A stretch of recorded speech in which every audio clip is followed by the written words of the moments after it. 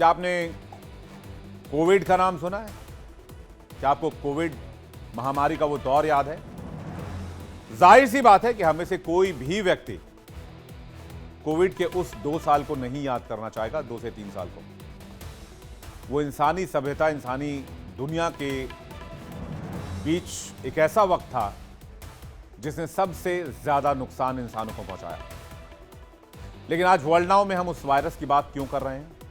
क्योंकि जापान से एक ऐसी खबर आई है जो परेशान कर रही है। जापान में एक वायरस की दस्तक हुई है और पूरी दुनिया में चर्चा हो रही है कि क्या जापान में कोरोना वायरस लौट आया है।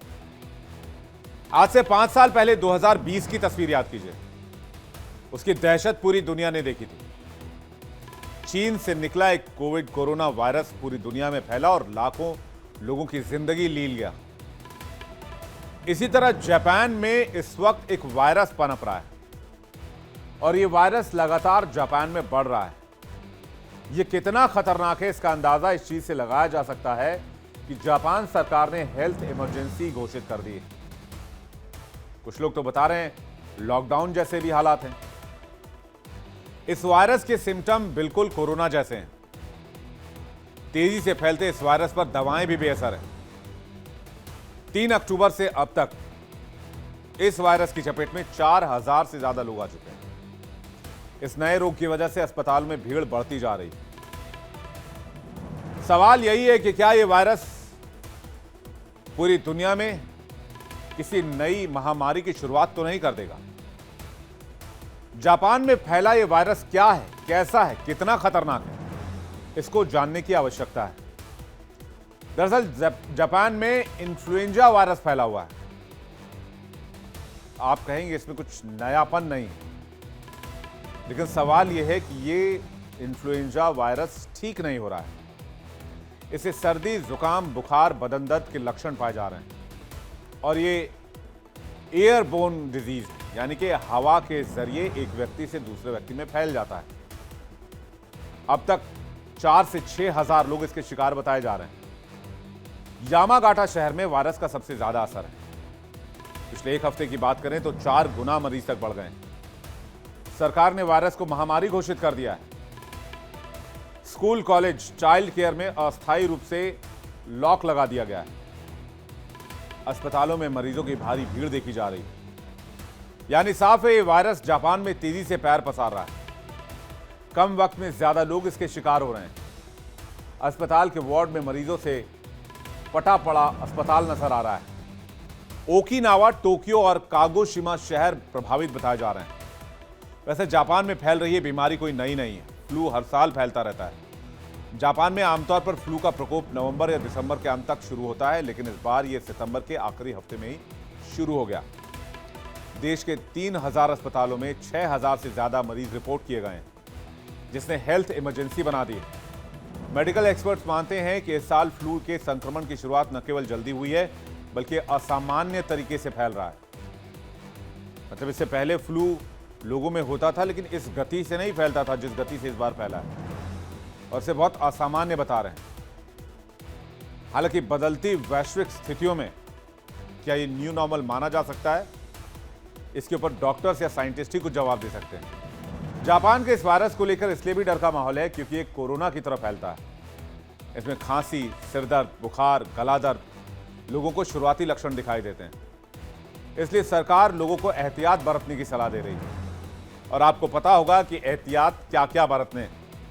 मास्क लगाना है, हैंड सैनिटाइज करना है, इन सब चीज़ों के हम तो आदी रहे हैं। इतना प्रैक्टिस हम दोबारा से अमल में ला भी सकते हैं।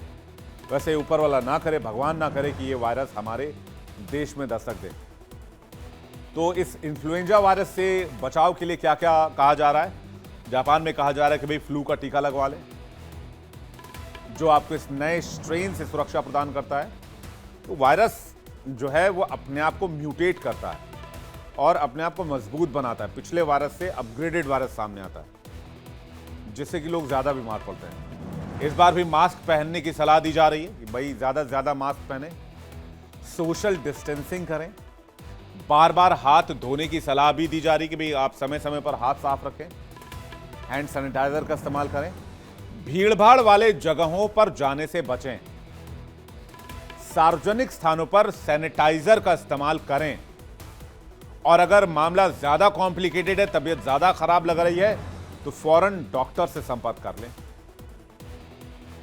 जापान के स्वास्थ्य अधिकारियों के मुताबिक पिछले 2 दशकों में यह दूसरी बार हुआ है जब किसी साल इन्फ्लुएंजा इतनी तेजी से प्रकोप बनकर सामने आया है। जापान में 22 से 28 सितंबर के बीच 4000 से ज्यादा लोगों का फ्लू का इलाज किया गया है, जो प्रतिदिन निगरानी वाले चिकित्सा संस्थान में औसतन 1.04 मरीजों के बराबर है, जो महामारी की सीमा को पार कर गया है। जापान के ऑफिसेज में वर्क फ्रॉम होम की सलाह दी जा रही है, ठीक वैसा ही जैसा हम कोविड के दरमियान प्रैक्टिस करते थे, चाहे वो लॉकडाउन की बात हो, वर्क फ्रॉम होम की बात हो, सोशल डिस्टेंसिंग की बात हो, सैनिटाइजर की बात हो, मास्क की बात हो, या फिर डॉक्टर के पास जाने की बात हो। लेकिन सिर्फ जापान में ही नहीं बल्कि कई देशों में इन्फ्लुएंजा फ्लू ने इस वक्त कहर बरपाया हुआ है। हाल के हफ्तों में सिंगापुर, थाईलैंड और भारत में भी फ्लू के मामले बढ़े हैं। इन्फ्लुएंजा फ्लू से सबसे ज्यादा प्रभावित मरीज कम उम्र के ही हैं। ये फ्लू मरीजों में बुखार, खांसी और गले में खराश से शुरुआत इसकी मानी जाती है और देखते ही देखते पूरे शरीर को कमजोर बना दे रहा है। इस कारण कई देशों में अस्पताल में भर्ती होने वाले मरीजों की संख्या में इजाफा देखा गया है। 2020 का वो दौर भी था, दुनिया ने लॉकडाउन देखा था, पूरी दुनिया थम गई थी, सड़कें खाली थी, लोग डरे हुए थे, अस्पतालों में मरीज ऑक्सीजन की कमी के कारण दम तोड़ रहे थे। कोई नहीं जानता था कि इस वायरस से कैसे बचा जाए। सबसे पहले कोरोना चीन के वुहान से आया था और फिर दुनिया भर में फैलता चला गया। पूरी दुनिया थम गई। Bharat, Italy, Spain, France, Britain, America और कई अन्य देशों ने लॉकडाउन का सामना किया। दुनिया की तमाम देशों की अर्थव्यवस्था बुरी तरीके से प्रभावित हुई। जापान की ही बात कर लीजिए। साल 2020 में जापान की अर्थव्यवस्था लगभग 4 से 5% सिकुड़ गई, जो सेकेंड वर्ल्ड वॉर के बाद सबसे बड़ी वार्षिक गिरावट थी। बेरोजगारी दर में 2.2% से लगभग 3% का इजाफा देखा गया। आपको यह भी याद होगा कि ओलंपिक भी पोस्टपोन करना पड़ा था। इसके साथ ही दुनिया में कई एमएसएमईज, छोटे बिजनेस बंद हो गए थे, कई लोग बेरोजगार हुए थे। भारत की अर्थव्यवस्था की बात की जाए तो 2020 की दूसरी तिमाही में लगभग 24% की अर्थव्यवस्था सिकुड़ गई, क्योंकि हमारी इकोनॉमी एमएसएमई पर बहुत डिपेंड करती है। पूरे साल की वृद्धि दर लगभग 7.3 थी। अप्रैल 2020 में बेरोजगारी दर 23% तक पहुंच गई थी। हालांकि फिर भारत ने कोरोना वैक्सीन का इजाद किया, आविष्कार किया और न सिर्फ अपने देशों को टीका लगाया बल्कि हमने दुनिया भर में सप्लाई किया, वो भी फ्री में। दुनिया के कई देशों को वैक्सीन प्रोवाइड कराई। दुनिया भर के देशों को लगभग 16.3 करोड़ यानी कि 163 मिलियन डोज कोरोना वैक्सीन भेजी थी। ये पहल 20 जनवरी 2021 से शुरू हुई थी। लेकिन अब जब जापान, सिंगापुर, थाईलैंड जैसे देशों में इन्फ्लुएंजा के नए मामले देखे जा रहे हैं और मरीज तेजी से सामने आ रहे हैं, संक्रमण रेट भी ज्यादा है, तो एक बार फिर से दुनिया अलर्ट पर है। और आप भी अलर्ट रहिए, सुरक्षित रहिए, स्वस्थ रहिए और अपनी सेहत का बहुत ख्याल रखिए।